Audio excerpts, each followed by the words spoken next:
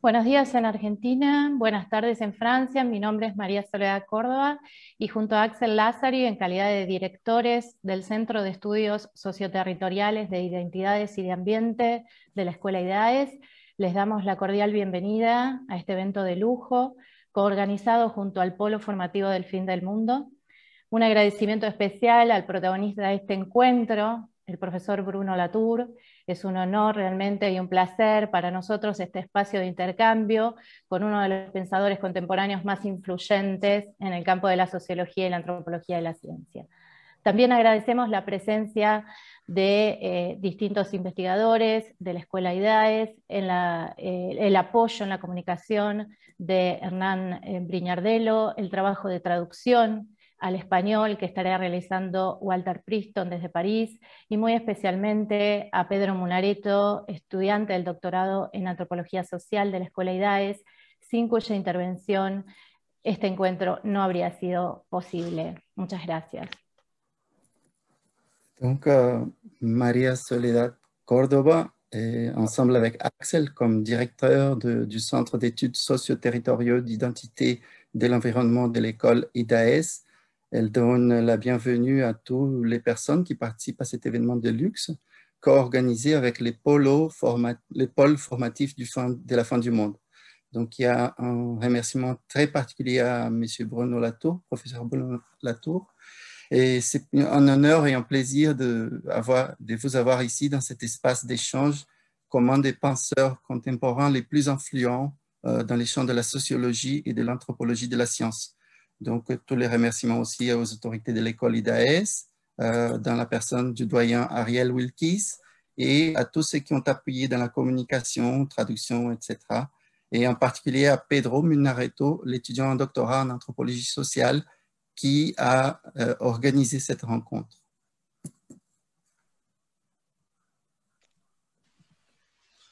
Buenos días y buenas tardes. Solamente agregar a la presentación que hizo Soledad, contar dos cuestiones acerca del CESIA, del Centro de Estudios Socioterritoriales de Identidades y de Ambientes. Es un espacio de investigación interdisciplinario que tiene la sede dentro de la Escuela IDAES. Ahí también se forman y se capacitan recursos humanos y se coproducen conocimientos en torno a cuestiones socioterritoriales, producción de identidades y cuestiones ambientales.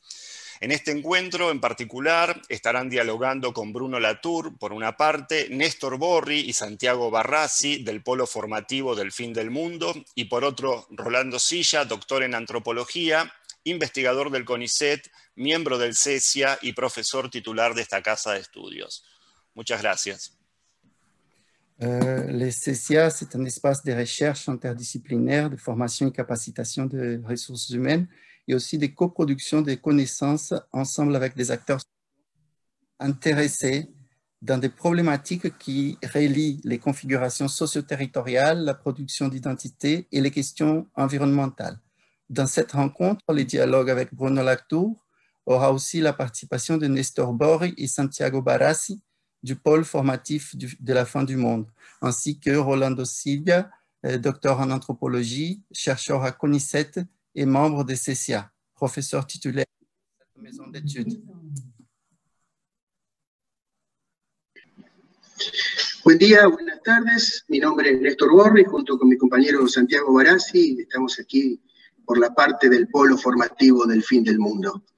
Es una iniciativa que surge a partir del acompañamiento y del asesoramiento a proyectos de desarrollo, de construcción de ciudadanía y de promoción humana, que hacemos en el marco de la actividad de una organización alemana que se llama Miserior. Saludo a Marcos Bucar, que creo que nos estás escuchando desde Aachen, y que trabajamos con experiencias en el territorio, que trabajan lo ambiental, lo social y lo político.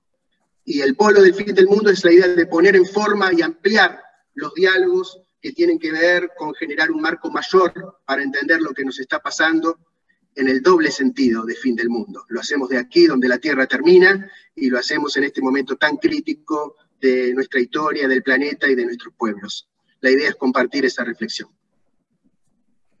Donc, Nestor Borri, il est ici avec Santiago Barresi. Il représente les pôles formatifs de la fin du monde. C'est une initiative qui surgit à partir de l'accompagnement des projets de développement et de promotion intégrale. Et cette expérience, elle est accompagnée par Miserior, une organisation allemande. Il salue en passant Markus Bücher qui est avec nous.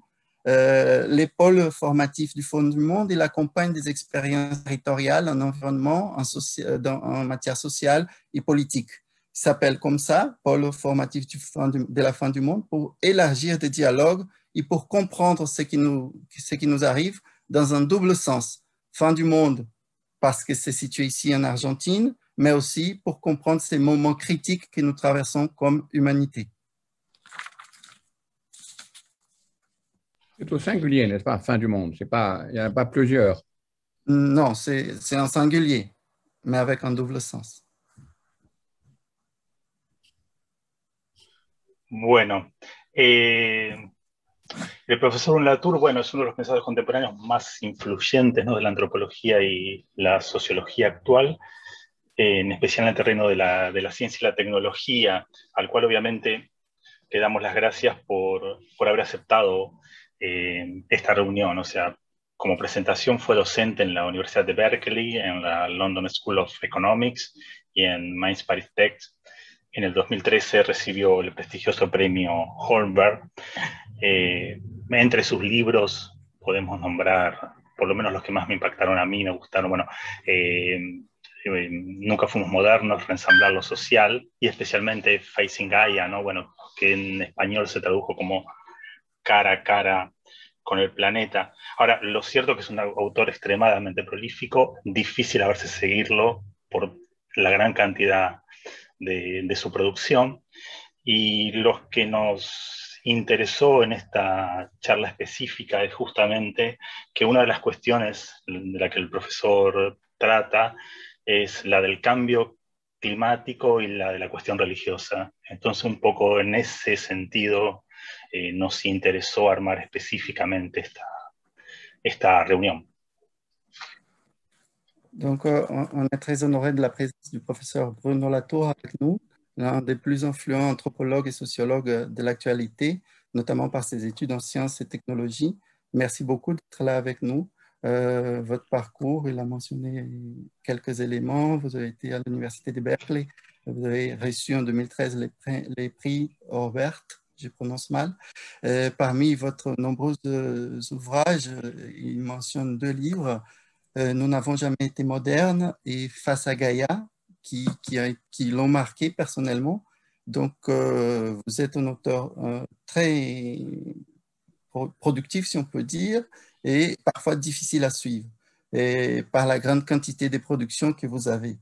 Donc, une des idées qui nous a intéressés pour convoquer cette réunion, ces dialogues, était justement les dimensions de changement climatique et des questions religieuses que vous travaillez. Très bien. Pensamos esta instancia de diálogo con el profesor Latour, poniendo en contacto el discurso de la ciencia con el discurso de Francisco, del Papa Francisco, conectando mundos. No sabemos si el que termina es un mundo o son varios. En todo caso, sabemos que necesitamos construir una conversación que nos permita atravesar el momento que vivimos y conectar distintos espacios. Y además de hablar de religión y ciencia, también esta conversación tiene que ver con el centro y la periferia. Y entonces una primera pregunta, doctor Latour, es: aquí en Latinoamérica todavía hay muchas deudas pendientes en materia de derechos básicos de los pueblos, y a veces no es fácil conectar, combinar, hablar de desarrollo económico y de hablar de cuidado del medio ambiente. Aparece el antidesarrollo, lo no desarrollista. Entonces, una primera pregunta, y lanzando un poco esta conversación, es cómo plantear alternativas que armen este tablero de otra manera, incorporando las desigualdades geopolíticas, pero también los desafíos comunes. Donc, pour ce dialogue qui veut mettre en relation la question de la science, les discours scientifiques et les discours du pape François, par exemple, en voulant connecter 2 mondes, cette conversation, pour la construire, nous voulons des éléments pour nous aider à traverser les moments que nous vivons, à les comprendre et à les traverser, et à réfléchir à partir de la notion de centre et périphérie. En Amérique latine, nous sommes encore dans une situation où il y a beaucoup de dettes autour des droits fondamentaux des peuples. Donc, comment passer des discours sur la polarisation croissante entre développement économique et environnementalisme, anti-développement. Donc, voilà, comment proposer des alternatives qui peuvent nous faire atterrir en intégrant les inégalités géopolitiques. La première question qui vous est posée, la parole vous est donnée. Merci, et merci d'abord de cette occasion de parler à nos collègues argentins, et très content de parler avec des gens spécialistes de fin du monde, puisque depuis nous n'avons jamais été modernes. J'ai toujours pensé que c'est dans cette situation que nous nous trouvions, de fin du monde moderne, et en même temps très content de parler de la relation avec le pape François, qui est votre compatriote. Je suppose qu'il faut faire des petites phrases pour que vous puissiez traduire. Ah non, c'est en réel. Je n'ai pas à m'arrêter alors.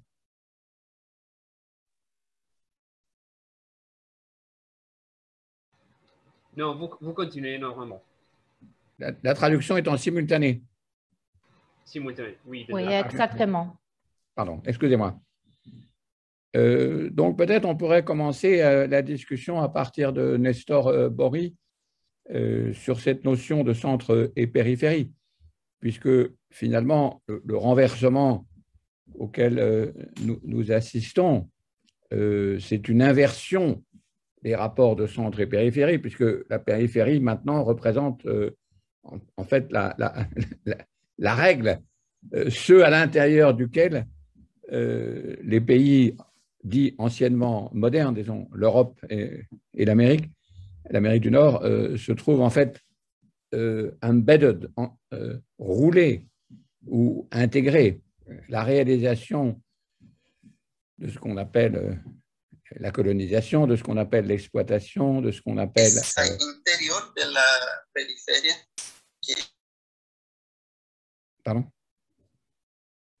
Donc, centre et périphérie, c'était la relation dans laquelle on était tant que, disons, l'horizon de la modernité dirigeait l'attention vers l'Europe et l'Amérique du Nord. Il va de soi que maintenant que l'Europe et l'Amérique du Nord se trouvent roulées à l'intérieur, disons, pour le dire simplement, de Gaïa, des conditions limitées d'existence, que nous sommes confinés à l'intérieur de cette zone critique, ce que j'appelle zone critique, ce petit monde, la notion de centre et périphérie est remplacée par une situation de superposition. Et le fait que, pour prendre un exemple célèbre, le soja argentin, il est en Bretagne, en France, pour nourrir nos vaches et nos cochons. Donc, si je regarde la Bretagne, j'ai un morceau d'Argentine à l'intérieur, et si j'arrêtais géopolitiquement, pour des raisons de bonne écologie ou de bonne agriculture, de faire manger du soja à mes cochons et à mes vaches, nous aurions une bataille, une lutte géopolitique avec l'Argentine. Donc, la question centre et périphérie se transforme assez rapidement, j'ai l'impression, en une lutte généralisée sur l'occupation des territoires. Alors, la pensée postcoloniale a déjà beaucoup travaillé cette affaire, mais elle a travaillé comme une espèce de revendication de la périphérie de s'adresser au centre. Maintenant, c'est le centre qui se trouve en quelque sorte dépendant de façon de plus en plus réflexive et de plus en plus consciente de la périphérie. C'est particulièrement important puisqu'il y a plusieurs anthropologues dans l'audience, dans l'auditoire, que la position même de ce qu'on appelait avant les peuples autochtones s'est considérablement modifiée, puisqu'ils représentaient en quelque sorte le passé, et maintenant ils représentent assez largement des hypothèses, des possibilités sur l'avenir. Et l'ensemble des relations, disons, qui organisaient la discussion entre le centre et la périphérie s'est modifié dans la mesure où le centre réalise, avec une certaine angoisse, qu'il est envahi, dépendant, inséré à l'intérieur de ce qu'il essaie justement avant de rejeter à sa périphérie et qu'il ne peut plus rejeter puisque la périphérie est en lui, en quelque sorte. Et au fond, la crise écologique est l'incorporation de tout ce qui était périphérique à l'intérieur de ce centre qui, du coup, évidemment, n'a plus aucun sentiment d'être le centre.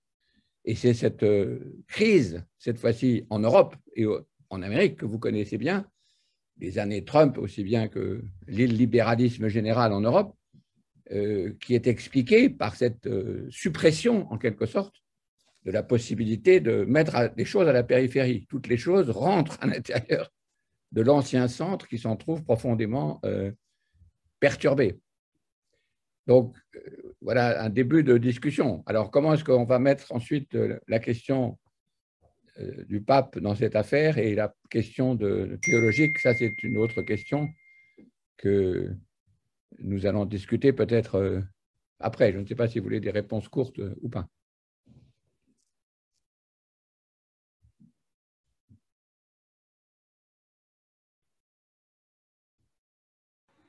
Merci, nous attendons environ 10 secondes pour le délai technologique. Merci.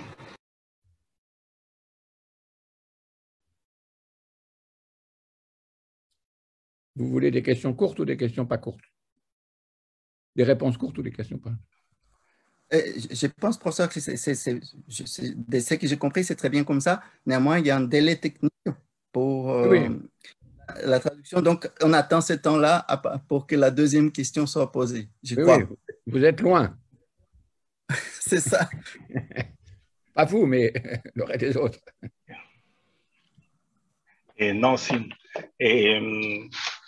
Justamente a veces lo que se discute acá en Argentina, yo no sé cuánto Argentina a veces como productor de alimentos está consciente de estas relaciones centro-periferia y porque a veces parte del debate en Argentina si somos simplemente productores de alimentos o si es alimento lo que estamos produciendo, ¿no? Cuando enviamos soja y ese tipo de productos al resto del mundo. Una cuestión que por ahí podría estar en relación en estas relaciones centro y periferia y a lo que queríamos un poco plantear también con la cuestión religiosa es el Laudato Si es justamente una encíclica ambiental, ¿no? Producida por un papa periférico, ¿no? Por el Papa Francisco, que justamente es argentino y tal vez el primer papa fuera de Europa, ¿no? Entonces, bueno, eso, ¿cómo juega la encíclica del Papa? ¿Cómo considera usted que juega la encíclica del Papa del fin del mundo, Laudato Si, en medio de un colonialismo político y económico, pero también intelectual, ¿no?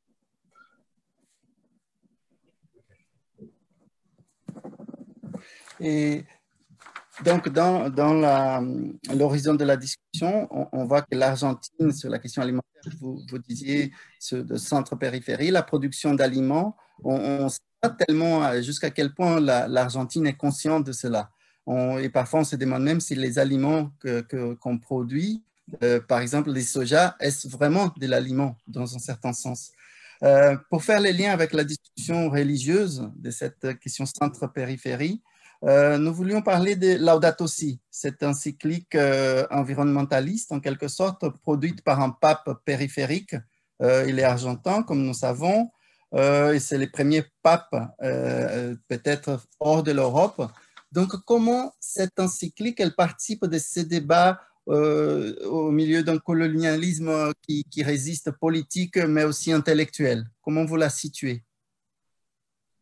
J'ai l'impression que l'élection que l'on peut dire miraculeuse de Bergoglio comme pape est une illustration exacte de ce que j'ai dit tout à l'heure, c'est-à-dire qu'il était périphérique pour les Européens, mais comme il ramène dans ses bagages d'Argentin, assez au fait aussi de la théologie de la libération et d'une autre tradition jésuite, celle de la colonisation et celle de la décolonisation, plus toutes les épreuves de la dictature, finalement, et que dans ses bagages, il ramène en 2015 la question écologique, qui était bien sûr un peu traitée auparavant par Jean-Paul II, par Benoît XVI, mais d'une façon très scolastique, disons, et marginale, l'effet sur le rapport centre et périphérie, de nouveau, s'est complètement transformé,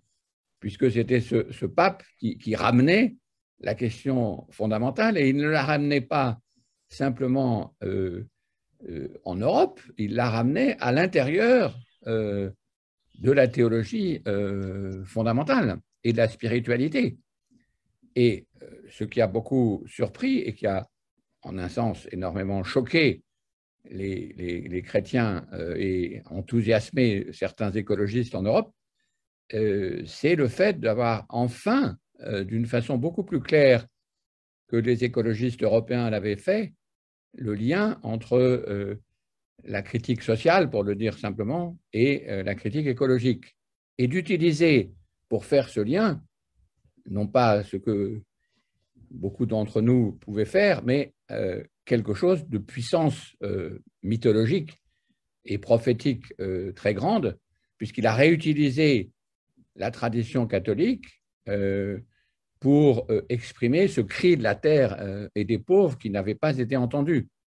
Donc il y a quelque chose de très important dans l'arrivée du pape à Rome, en quelque sorte, c'est qu'il transporte la périphérie à Rome et il en modifie le lien entre centre et périphérie, puisqu'il impose aux catholiques et plus largement aux chrétiens et aux citoyens ordinaires la présence de ce qui n'est plus la périphérie, mais qui est la terre en souffrance, en cri.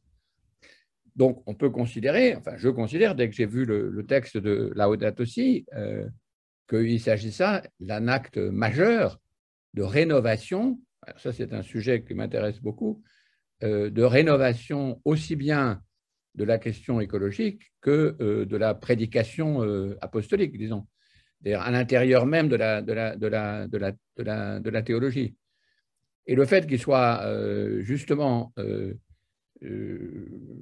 quelqu'un qui vient troubler le rapport entre périphérie et centre, en amenant au centre même, à Rome, la question qui avait été, disons, négligée ou mise de côté de la Terre, finalement l'immanence de la Terre, me paraît d'une immense importance, et il a redoublé l'intérêt spirituel, anthropologique et politique lorsqu'il a tenu cette cérémonie avec des peuples autochtones de l'Amazonie à Rome même l'année dernière. Il y a là quelque chose de très important au moment de tout ce débat sur l'Amazonie.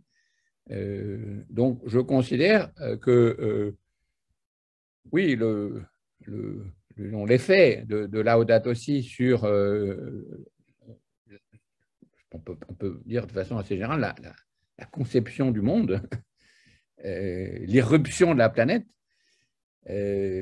qui sort de sa périphérie pour redevenir ce dans quoi nous nous trouvons, est largement dû à cet acte qu'il faut appeler, je crois, prophétique. Même, la preuve d'ailleurs, c'est que les catholiques font tout leur, français en tout cas, pour ceux que je connais, font tout ce qui est possible pour essayer d'ignorer le pape et d'ignorer Laudato Si et d'ignorer la question qu'il soulève.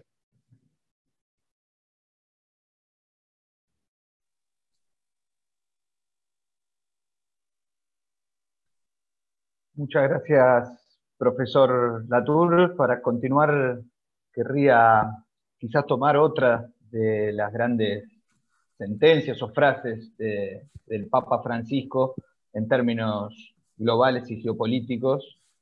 Recién hablábamos y referíamos a la cuestión de la encíclica y el medio ambiente, pero otro que es muy temprano en los planteos del Papa, que es que estamos en una tercera guerra mundial en cuotas. Y entonces para ir directamente a la pregunta, consultarle, en este escenario de Tercera Guerra Mundial en cuotas, ¿cuál cree que puede ser el papel que puede jugar el diálogo ciencia-religión en una nueva diplomacia para evitar el fin del mundo? Y a su vez, ¿cómo ve el liderazgo del Papa Francisco y de la ciencia en relación a esto, y cuáles son los puntos fecundos de este vínculo y también los límites por cada lado?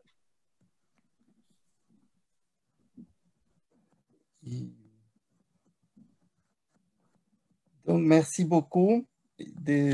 Pour revenir à une autre phrase du pape François dans ses positionnements qui ont une portée géopolitique, après Laudato Si, cette autre phrase, cette autre question, c'est celle qui parle d'une troisième guerre mondiale par quota. Dans ces scénarios d'une troisième guerre mondiale par quota, qu'est-ce que pourraient être les papels du dialogue science-religion, justement, dans la création d'une nouvelle diplomatie pour éviter la fin du monde? Quels sont les rôles donc du pape François dans cela? Quels sont les ponts féconds de cette relation? Quelles sont les limites aussi? Je ne suis pas dans la diplomatie vaticane. Je n'ai aucune idée du poids du pape. Vous vous rappelez la phrase de Staline, le Vatican, combien de divisions? Donc, il n'est pas question de mettre le pape, de lui donner plus de pouvoir qu'il n'a. Ce qu'il a manifesté, c'est le changement de géopolitique. C'est-à-dire que les situations de guerre, disons, puisque ce sont des choses que les Argentins connaissent bien, dans la mesure où la colonisation de l'Amérique latine a été le centre de cette conception des États, qu'on appelle les États westphaliens. La guerre et la paix se situaient entre ces États, et ça continue. Bien sûr, il y a toujours ces relations étatiques. Mais, puisque vous êtes spécialiste, Santiago, de la question de la fin du monde, vous savez aussi que cette fin du monde, c'est la fin des nations, dans la mesure où les États, aucun État maintenant ne parvient à tenir à l'intérieur de ses frontières les multiples entranchements, comment est-ce qu'on dit, empiètements des autres États, si on prend en compte les questions nouvelles que l'on appelle écologiques. C'est-à-dire que ni le soja dont on parlait, mais pas plus le climat, pas plus le virus du Covid, pas plus les questions de l'eau, de mines ou de mer ne tiennent à l'intérieur de ces États.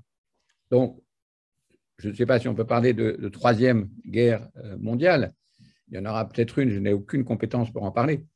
Mais ce qui est sûr, c'est qu'il y a une guerre généralisée qui porte sur l'inadaptation des États-nations à tenir les problèmes, les sujets de concernement, les affaires, disons, écologiques.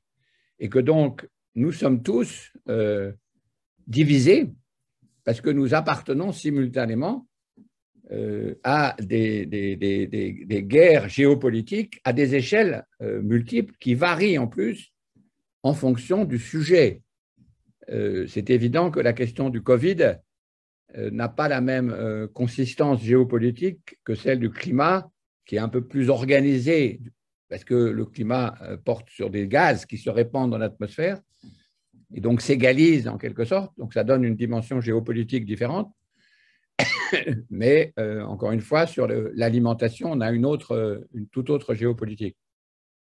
Donc je crois que plutôt que de parler de troisième guerre mondiale, en imaginant la répétition, en quelque sorte, de ce qui s'est passé, hélas, au XXe siècle, il faut penser quelque chose d'autre, qui est la multiplication des combats et des guerres, et c'est vraiment des guerres, sur l'occupation de l'espace à toutes les échelles, que ce soit aussi bien Monsanto en Argentine que l'Argentine en Bretagne, que la Bretagne avec les virus et les algues vertes, c'est un gros problème de pollution de notre pays. En quelque sorte, du fait qu'il n'y a plus l'ancien rapport avec des nations occupant un territoire, mais ces superpositions sujet par sujet, on est en situation de guerre. Alors, guerre, c'est un terme qu'il faut utiliser en la rapprochant toujours de sa définition technique, qui est celle de Schmitt. Ce n'est pas une guerre forcément sanglante, c'est une incertitude sur les relations entre des parties, parce qu'il n'y a pas d'arbitre. Or, c'est justement le cas sur toutes ces questions écologiques, il n'y a pas d'arbitre. C'est le thème central de Face à Gaïa que citait Nestor Bory tout à l'heure. Comme il n'y a pas d'arbitre, on est en situation de guerre. Alors qu'avant, on avait l'idée que, oui, il y a la guerre au sens de la guerre extra-nationale, et puis à l'intérieur d'un État, on est en situation de police, de relation de police. C'est la définition canonique de Schmitt.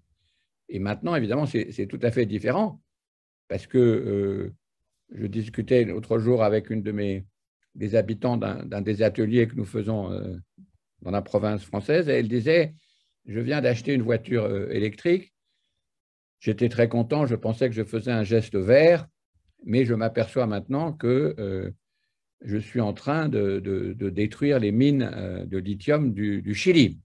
Donc, elle se retrouvait brusquement associée à une guerre géopolitique qu'elle n'avait pas du tout prévue et à l'intérieur duquel elle était un citoyen en lutte avec le fabricant de voitures Renault, la définition de l'État français et l'État chilien. C'est là où la généralisation de l'état de guerre me paraît se manifester. Alors, est-ce que le pape travaille ces questions? Ça, je ne sais pas. Je n'ai pas rencontré le pape, je ne peux pas te dire.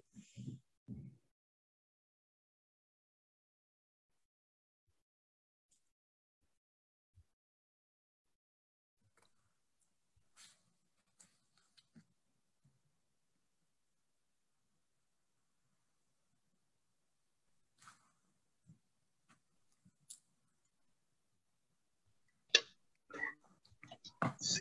Algo que nos impactó cuando estudiábamos su libro era justamente esa concepción de guerra, ¿no? Y que justamente es en vez de hablar de paz, es como una guerra para justamente mantener la paz, ¿no? Y otra de las cuestiones de las que usted habla es eso, y que a veces nosotros discutimos, es cómo generar justamente esa cosmopolítica, ¿no? Esa diplomacia cosmopolítica entre justamente mundos que no necesariamente se entienden, o sea, el de las empresas, el de los estados, el de las diferentes religiones.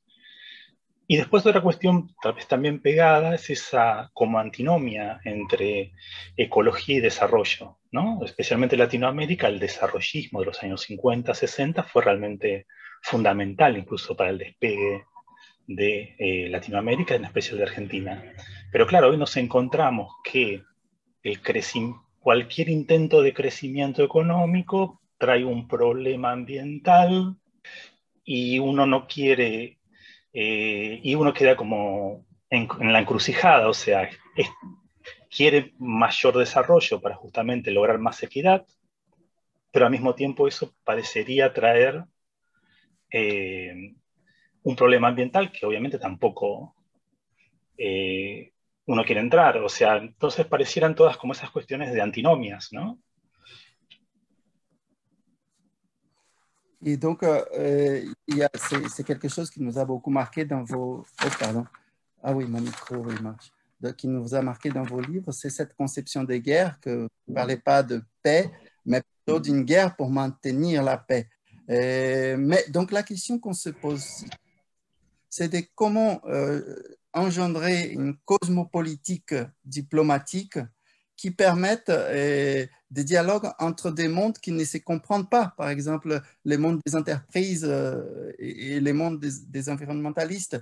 Il y a une antinomie entre développementalisme et environnement, par exemple. Donc ça se présente très clairement ici en Argentine, où chaque essai pour générer de la croissance économique amène en soi des problématiques environnementales. Donc nous sommes dans un carrefour. On veut du développement pour générer de l'équité, mais à la fin, on se rend compte que cela amène des problèmes environnementaux. Donc, comment se situer face à toutes ces antinomies, face à toutes ces situations-là? Une question immense, Rolando. Je ne suis pas tout à fait capable d'expliquer cette affaire. C'est plus qu'une antinomie. Je crois que la situation change assez rapidement. J'ai fait cette année à Taipei une exposition qui s'appelle « You and I don't live on the same planet ». Nous ne vivons pas sur la même planète, précisément pour essayer d'aborder cette question qui n'est pas du tout un simple débat entre extractivistes et disons, écologistes. C'est le fait que maintenant, comme on l'a vu pendant les années de Trump, la définition même de la planète est l'objet de la guerre.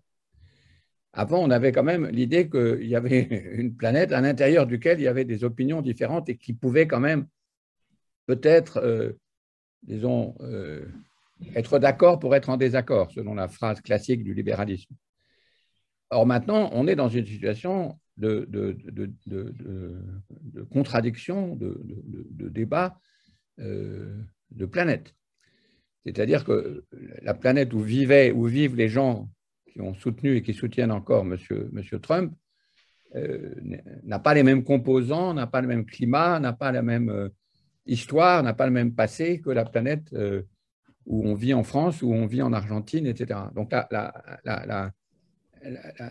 l'intensité du dissentiment politique s'est considérablement accrue. Mais en même temps, et c'est là où la situation change peut-être plus rapidement qu'on croit, c'est l'ensemble du principe même de développement qui est en question. Il y a longtemps qu'il est mis en question par les critiques, naturellement. Mais le Covid, enfin la crise du Covid, je ne sais pas comment il a traversé et travaillé l'Argentine, mais il a beaucoup travaillé l'Europe, et il travaille toujours l'Europe, sous un aspect important qui est le doute généralisé sur l'économie. Et pas l'économie simplement au sens, disons, de la marche des affaires, mais de l'économie comme principe d'analyse et de compréhension du monde. C'est le moment pour nos amis anthropologues de saluer peut-être ici la mémoire de Marshall Salins, le grand anthropologue qui est mort la semaine dernière, et qui avait tellement fait pour la critique justement de l'économie comme cadrage. Donc, il y a évidemment toujours le débat habituel entre développement et écologie, mais il s'est transformé parce que le doute s'est introduit sur la capacité de quelques questions que ce soit formulées en termes économiques de définir la situation. Je ne sais pas si vous avez vu dans le New York Times ce très joli article sur le nombre de revues, sur les 74 000 articles de revues d'économie, il y en a 0,014% qui portent sur la question climatique. Évidemment, c'est un indice, mais il est assez typique du complet décalage entre la pensée économique, l'idée même de situer les questions sous les formes économiques, et ce que maintenant la plupart des gens dans tous les pays commencent à saisir comme une autre façon d'aborder les questions que j'appelle ou qu'on appelle écologiques. C'est pas forcément le bon terme, mais donc là il y a maintenant, c'est plus une antinomie, c'est pas on se développe économie ou écologie, c'est l'économisation comme principe de compréhension des relations que nous entretenons les uns avec les autres, qui est en train d'être attaqué de toutes parts. Et le Covid a accéléré cette chose que tout le monde tous les anthropologues travaillaient et connaissaient déjà. Donc maintenant, la situation n'est pas est-ce qu'on doit faire de l'économie ou est-ce qu'on doit faire de l'écologie et du social. La question, c'est sortir de l'économie comme principe d'analyse des relations. Donc, réécologiser devient une espèce de nouveau langage ou de nouvelles saisies anthropologiques des relations. Et je pense que c'est là la ligne de conflit. C'est une ligne de conflit qui m'intéresse beaucoup parce que je travaille là-dessus sur disons, qu'on pourrait appeler l'irruption d'une classe écologique, en prenant classe au sens de Norbert Elias, c'est-à-dire une classe qui ressaisit le principe de la civilisation d'une autre façon. Et donc, je pense que maintenant, on voit émerger une espèce de lutte de classe qui est à l'intérieur des luttes de classe au sens, disons, classique, les classes, disons, économiques, mais aussi une lutte de classe, une espèce de double lutte de classe sur la question pour se détacher, en quelque sorte, se défaire ou attaquer, combattre, faire la guerre à l'économisation. Et je pense que ça, c'est une direction très, très importante, une espèce de formation multiple de tas d'éléments pour le moment très divers, mais qui, pour reprendre l'expression de Norbert Elias, reprennent la question classique du procès de civilisation, puisque les économistes, les producteurs, les extractivistes associent maintenant la notion de production à la destruction. Donc, ce n'est plus la question de savoir si on va produire ou pas. La question, c'est production égale destruction. Donc maintenant, la nouvelle conscience, disons, du procès de civilisation, alors qu'on est évidemment, apparemment, quand on lit le journal et qu'on regarde la télévision dans un processus de décivilisation extraordinairement brutal et extrêmement troublant, il y a bien aussi l'émergence d'une espèce d'autre vision qui n'est pas fondée du tout sur l'économie, qui n'est pas du tout fondée sur la production, qui est fondée sur ce que j'appelle les pratiques d'engendrement et qui lutte partout, à des tas d'échelles différentes, avec la production, disons, pour le dire vite. Donc, ce n'est pas une réponse, Rolando, parce que la question est énorme, mais c'est une piste que je poursuis.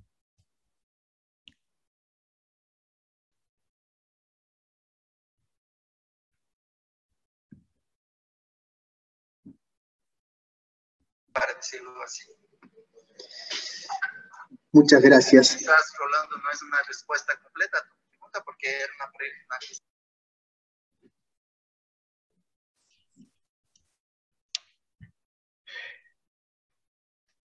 No, sí, obviamente. O sea, es indefectible que es una pregunta difícil de responder y el que encuentre esa solución, ¿no? Realmente encuentra ahí una... Pero sí me parece muy interesante lo que dice y creo que es algo en lo que hay que seguir trabajando y pensando eso. Vamos llegando al final.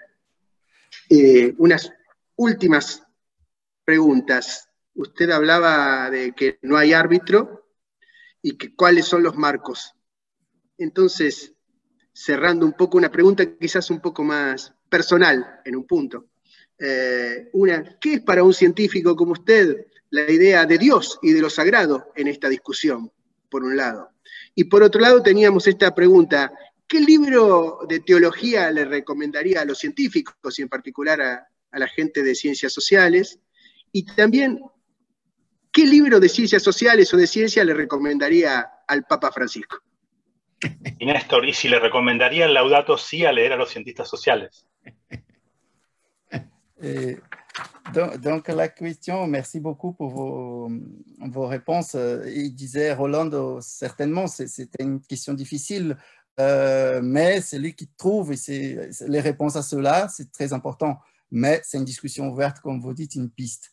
Comme on arrive, disait Nestor, vers la fin déjà de notre dialogue, et vous avez mentionné qu'il n'y a pas d'arbitre, mais il faut quand même discuter de quels sont les cadres pour les discussions. Donc, on oserait une question un peu personnelle à vous poser comme scientifique. Comment l'idée de Dieu et du sacré participe à tous ces débats-là? Et pour aller plus loin, par exemple, quel livre de théologie vous recommanderiez à des scientifiques? Et à la fois, quel livre de sciences sociales vous recommanderiez au pape François? Et est-ce que la Laudato Si est une lecture à recommander aux scientifiques? Ah oui, la dernière question est plus facile. Beaucoup de scientifiques lisent Laudato Si. Précisément parce qu'ils y trouvent quelque chose qui est assez éloigné du style de leur du style scientifique évidemment, mais aussi du style religieux. Disons, si vous comparez le style de Benoît XVI parlant de l'écologie à Bergoglio parlant de l'écologie, ce n'est pas du tout le même style. Et je ne sais pas si vous connaissez l'admirable livre de Amita Ghosh, The Great Derangement, où il compare le style de Laudato Si avec le style de l'accord de Paris. Et c'est très intéressant parce qu'il montre que l'accord de Paris n'a absolument aucune vertu de conviction, de spiritualité, d'élan, de volonté, alors que le texte de Laudato Si fait tout ce travail de façon beaucoup plus, disons, efficace. Donc, il y a un problème de style. Je n'associe pas du tout, pardon, excusez-moi, je n'associe pas du tout Dieu et le sacré. Et d'ailleurs, Dieu n'est pas vraiment un personnage qui m'intéresse beaucoup. La religion chrétienne m'intéresse, mais pas du tout parce qu'il y a Dieu dedans. C'est une autre conversation que nous pourrions avoir. En revanche, ce que ouvre de façon assez claire la nouvelle situation périphérie-centre au sens de Gaïa et les humains, le confinement, qui est le sujet du livre que j'ai publié il y a quelques mois, c'est d'ouvrir à la théologie et à la prédication une piste qui avait été ouverte à un moment par la théologie de la libération en Amérique latine, puis, comme vous le savez, refermée violemment par le magistère, qui est cette fameuse question de l'immanence, puisque, au fond, la redécouverte de la question écologique, c'est la redécouverte de l'immanence comme principe théologique associé à toute la tradition et en particulier au thème ou au dogme de l'incarnation. Donc, il y a un renouvellement assez profond à imaginer. Et si j'avais un conseil, pour répondre à votre question un peu étrange, si je pouvais me permettre de donner un conseil de lecture au pape François, c'est de revenir, probablement qu'il le connaît, hein, à ce texte admirable d'Éric Voegelin qui s'appelle La nouvelle science du politique, The New Science of Politics, parce que tout le travail de Voegelin est de lutter en philosophie politique contre la même chose contre laquelle lutte le pape Bergoglio, qui est la transcendance. Ce que Voegelin appelle la mauvaise transcendance, l'immanentisation, il appelle ça, la confusion entre le monde du haut et le monde du bas, c'est-à-dire ce thème au fond du paradis sur terre, qui est associé à la tradition gnostique pour Voegelin. Il y a là un puissant allié pour la théorie du pape, enfin la spiritualité du pape, en sciences sociales, même si Éric Voegelin n'est pas toujours reconnu comme un très important penseur, alors que je pense que c'est un très important penseur. Et j'ai été très impressionné par un livre qui est très mal écrit, mais très important, parce qu'il vient aussi de la tradition d'Amérique latine, qui m'a été conseillé par Eduardo Vivero de Castro, par un pasteur anglican qui s'appelle Wes Heller, qui est assez peu connu, enfin pas du tout connu même, mais qui est très proche de la théologie de la libération et qui a surtout compris que, et ça c'est intéressant Nestor pour votre question sur la fin du monde, que les thèmes chrétiens associés au temps et à la prolongation du temps avaient été exagérément surdéterminés. Et que toutes ces questions d'apocalypse, de fin du monde, de fin dernière, etc., d'eschatologie, oubliaient la dimension spatiale et insistaient beaucoup trop sur la question temporelle. Et dans ce livre, Westphal montre très bien que, au fond, l'eschatologie, ça n'est pas la fin des temps, c'est l'espace, c'est la limite spatiale, c'est là où vous êtes. Et c'est la présence, non pas du futur, mais la présence de l'instant ici même. Et il y a une rénovation, d'après lui, de la prédication autour de cette question de l'espace et non pas du temps. Il écrivait ça, je ne sais pas s'il était très inspiré par la question écologique, mais certainement le lien avec la découverte ou la prophétie de Laudato Si est très fort. À partir du moment où on est confiné à l'intérieur du monde terrestre, de la zone critique, toutes les questions d'espace redeviennent beaucoup plus importantes que les questions de la fin. Donc l'eschatologie change de sens. Alors, je ne sais pas si ça intéresserait, je ne pense pas que le pape connaisse ce texte, mais c'est un texte très important. Alors, il y avait une première question, je crois, sur le... Mais j'ai oublié, il fallait que je donne des conseils, je ne sais plus à qui, aux scientifiques.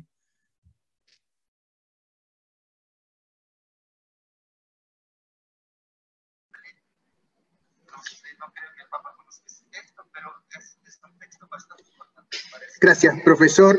Ya cerrando, queremos decirle un comentario sobre el fin del mundo. Nosotros entendemos que el fin del mundo, más que señalar la catástrofe final, señala los momentos decisivos y una narrativa para poder atravesar esos momentos de decisión, ¿no? Esas son las cosas últimas, las decisiones que debemos tomar.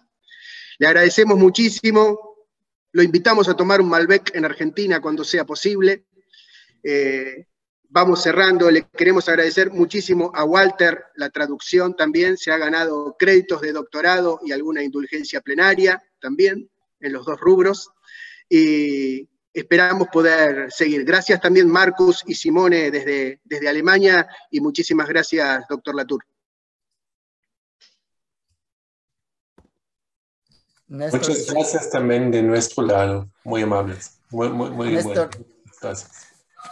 Perdón, tengo que pedirte que digas nuevamente el principio de tu frase porque estaba con problemas aquí en el micrófono. Entonces, el fin del mundo como narrativa. Para atravesar los momentos decisivos. El fin del mundo no nombra tanto la catástrofe como tener una narrativa, una conversación para atravesar los momentos decisivos de las personas y de los pueblos y del mundo. Donc, Nestor parlait pour revenir à l'expression de la fin du monde, que ce n'est pas une narrative pour parler effectivement de la fin en soi, néanmoins une narrative pour passer ensemble des moments décisifs pour l'humanité. Donc, comment nous accompagner, nous faire accompagner d'une narrative qui nous donne des clés de nous situer dans le monde, justement. Donc, merci beaucoup pour votre présence et celle de tout le monde. Voilà, et je vous donne la parole, Monsieur Latour.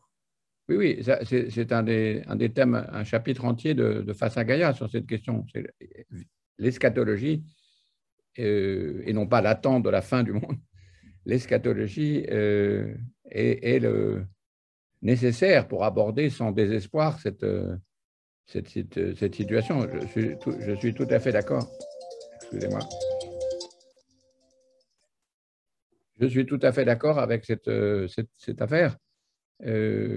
Simplement, ça pose pas mal de questions aux chrétiens, parce qu'il faut redonner à l'immanence sa force. Et surtout, il faut sortir de ce que Voegelin appelle l'immanentisation. Et ça, c'est un travail que j'ai essayé de commencer avec Face à Gaïa, mais que je poursuis en ce moment avec des théologiens en France, des tas d'amis théologiens, parce que c'est très, très important. Et ça permet de situer, si on avait eu plus de temps, on aurait pu en discuter, ce qui s'est passé en Argentine et au Brésil avec les théologies de la libération. C'est-à-dire quel est sur quoi elles achoppaient et quelle est la situation maintenant différente. Donc, mon interprétation, j'ai publié un article dans Esprit dans quelques jours, c'est que quand même, la situation écologique au sens de Gaïa, disons, ouvre une possibilité pour la prédication qui lui permet d'échapper, disons, à son rapport très compliqué et très délétère, on peut dire, avec la cosmologie. Comme la cosmologie des scientifiques change, puisqu'on est à l'intérieur de la zone critique, c'est l'occasion aussi pour les théologiens et les prédicateurs de modifier leur discours. Voilà un peu l'argument dans lequel il faudrait aller. Je ne sais pas si j'ai clarifié la question.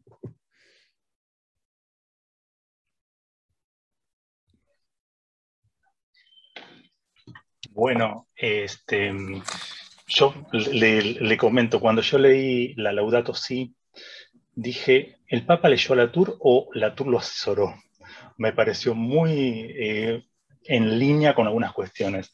Pero bueno, también ya tenemos que terminar, pero sí le tomamos la palabra y por ahí en un futuro podemos ponernos a discutir sobre y a dialogar sobre la teología de la liberación en Latinoamérica en otra reunión. Y bueno, igual que Néstor, igual que todos, obviamente le agradecemos este tiempo que compartió con nosotros.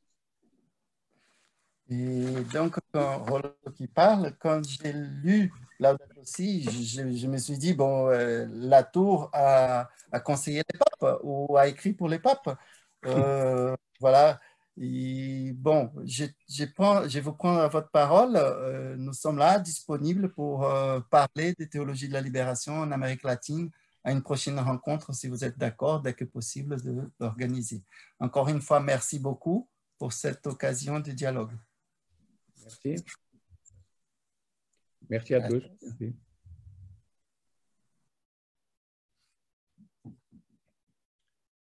Merci à Walter Princeton d'avoir traduit. C'était avec plaisir. Merci beaucoup. Votre nom est presque Princeton, mais très différent. Ça s'écrit différemment de Princeton. L'université de Princeton. Oui, c'est vrai. Très bien. Au revoir. Merci. Bon courage. Bon courage. Merci. Il faut beaucoup de courage aux Argentins. Muchas gracias. Hasta la próxima. Hasta la próxima, profesor Latour. Bye bye.